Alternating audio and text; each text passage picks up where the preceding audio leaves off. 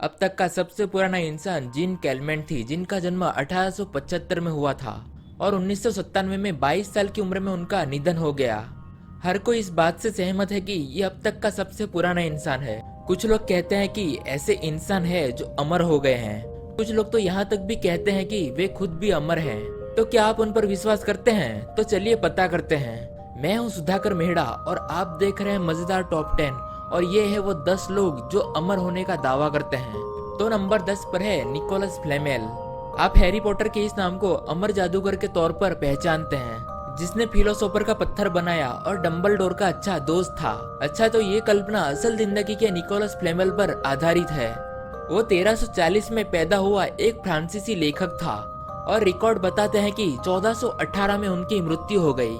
हालांकि सैकड़ों साल बाद 1700 के दशक में कहानियां उभरने लगी कि वे अभी भी जीवित है। लोगों ने कहा कि वो एक रसायन शास्त्री है जिसने असली फिलोसोफर की खोज की थी और अमरता हासिल की थी। ऐसे लोग हैं जो मानते हैं कि फ्लेमेल ने अपनी मौत का सिर्फ नाटक किया था ताकि इन शक्तिशाली कलाकृतियों को गलत हाथों में जाने से बचाने के लिए वे छिप गए थे और वो आज भी वहीं पर है। और नंबर 9 पर है द वेंडरिंग ज्यूस मैन। मध्यकालीन यूरोप में एक यहूदी व्यक्ति की कहानी थी जो जीसस को सूली पर चढ़ाने के समय वहां पर मौजूद था। जब उसने जीसस को सूली पर चढ़ते देखा तो उसने एक ताना मारा और कहा कि जल्दी करो। यीशु ने फिर उसकी तरफ देखा और उसे हमेशा पृथ्वी पर भटकने का श्राप दिया। उसका नाम अहसुरुस था। अनगिनत लोगों ने कहा कि उन्होंने उसे सैकड़ों सालों बाद पृथ्वी पर भटकते हुए देखा है।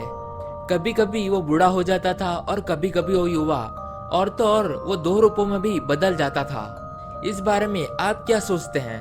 और नंबर 8 पर है एलेक्स च्यू। वो एक 47 वर्षीय व्यक्ति है जो अमर होने का दावा करता है। अपनी अमर होने वाली अंगूठी से आखिर उसने ये कैसे हासिल किया? उसने एक छोटी चुंबकीय अंगूठी का आविष्कार किया जो लोगों की उंगलियों पर काम करने के लिए ये सुनिश्चित करता है कि उससे लोगों की कोशिकाएं हमेशा ठीक रहती हैं और वे कभी मरते नहीं हैं। जाहिर तौर पर जब कोशिकाएं पुनर्जन्म लेती हैं तो व्यक्ति कभी नहीं मरता। उसने कहा कि उसने सबको अमरता दिलवाने के लिए प्राचीन चीनी चिकित्सा पद्धति का अनुकीकरण किया। ये अंगूठी अमेज़न पर अवेलेबल है, हालांकि मैं आपको इसे रेकमेंड नहीं करता। वे या तो काले और सफेद रंग की अंगूठी होती है। हालांकि काली अंगूठी की कीमत बहुत ही ज्यादा होती है क्योंकि यह स्पष्ट रूप से बहुत ही मजबूत होती है। सुनो, मैं नहीं जानता कि यह कैसे काम करता है, मैं सिर्फ इतना जानता हूँ कि आप और मैं अमर तो नहीं है। और नंबर 7 पर है द इमोर्टल मंक। 1927 में रूसी बौद्ध भिक्षुओं के एक समूह के नेता ने अपने अनुयायियों को अपनी खुद की मौत की घोषणा करने के लिए इकट्ठा किया।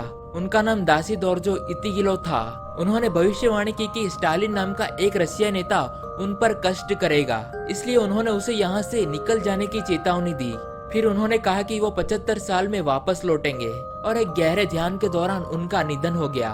फिर कई साल बाद उनके शरीर को वापस बाहर निकाला गया। भिक्षु उनके शरीर को पूरी तरह से संरक्षित देख चकित हो गए थे। 2002 में उनके शरीर को प्रदर्शन के लिए मंदिर में रखा गया था और उनके 75 साल हो गए थे और वे लौट कर आ गए थे। बौद्धों का मानना है कि वे जीवन और मृत्यु के किनारे के बीच एक गहरी ध्यान अवस्था में रहते हैं। और नंबर 6 पर है मर्लिन। मर्लिन को राजा आर्थर के दरबार में एक महान जादूगर कहा जाता था। किंग आर्थर खुद एक ऐसा व्यक्ति है जो इतिहास में और किंवदंतियों में डूबा हुआ है। अक्सर दोनों को उजागर करना मुश्किल होता है। मर्लिन को आधा मानव और आधा दानव कहा गया था। उनका राक्षसी पक्ष वो था जहां उन्हें अपनी अविश्वसनीय शक्तियां और क्षमताएं विरासत में मिली। इन शक्तियों में से एक शक्ति अमरता की भी थी। उनके अस्तित्व में विश्वासियों का कहना है कि आप पूरे ब्रिटेन के इतिहास में मर्लिन के चहल पहल को जान सकते हैं। राजा आर्थर के साथ अपने समय के सैकड़ों सालों के बाद दूसरों का कहना है कि ये सिर्फ उसी कहानी का पुनर्लेखन है। सच्चाई को खोजने का एकमात्र तरीका ये है कि तथ्य को कल्पना से अलग रखा जाए। और नंबर 5 पर है द 3 नेफाइट्स। मॉर्मन की पुस्तक के अनुसार जीसस ने अपने पुनर्जन्म के बाद अमेरिका का दौरा किया, जहां जीसस ने अपने 12 देवदूतों को चुना। और जब जीसस के जाने का समय आया तो उनमें से 3 ने मानवता की मदद करने के लिए और उन पर नजर रखने के लिए जीसस को कहा। जीसस ने फिर कहा कि हाँ, ये मुझे मंजूर है। और कुछ क्रिश्चियन भक्त आज भी मानते हैं कि वे 3 नेफाइट्स आज भी हमारे बीच रहते हैं। इस बात के प्रमाण के रूप में वे कहते हैं कि कहानियों में कहा गया है कि पूरे इतिहास में लोगों की मदद करने वाले कुछ अजनबी लोग बिना किसी निशान के गायब हो जाते हैं और नंबर 4 पर है अकिलीस। यकीन है कि आप सभी ने कभी अकिलीस हिल के बारे में सुना होगा। उन्हें ट्रोजन युग का एक महान यूनानी भी कहा जाता था। कहानी यह है कि जब वो एक बच्चा था तो वो एक नदी के किनारे डूबा हुआ था। वो नदी जो पृथ्वी को अंडरवर्ल्ड से अलग करती है, जिसने उसे बहुत ही शक्तिशाली बना दिया, यहाँ तक कि खुद मौत भी उस पर फीकी पड़ जाए, जो उसे अमर बनाती है सिवाय एक छोटी सी चीज छोड़कर। उसकी एड़ियां पूरी तरह से कमजोर थी। वो युद्ध में अपनी एड़ियों की वजह से एक विष के तीर से मारा गया था। इस प्रकार उसकी अमरता का अंत तेजी से हुआ। और नंबर 3 पर है the count of Saint Germain. वो एक यूरोपीय रईस था जो 1691 में पैदा हुआ था और विज्ञान, कला और फिलोसॉफी में अपने कार्यों के लिए जाना जाता था। उन्होंने कहा कि उन्होंने अमरता का अमृत पीने के बाद अमरता प्राप्त की, जो उन्होंने अपने रसायन विज्ञान के महारत के माध्यम से हासिल की थी। उन्होंने यूरोपीय अदालतों की यात्रा की। वहाँ अन्य रईसों को इनको देखकर आश्चर्य हुआ कि उसकी पिछले 50 सालों में जरा सी भी उम्र नहीं बढ़ी थी।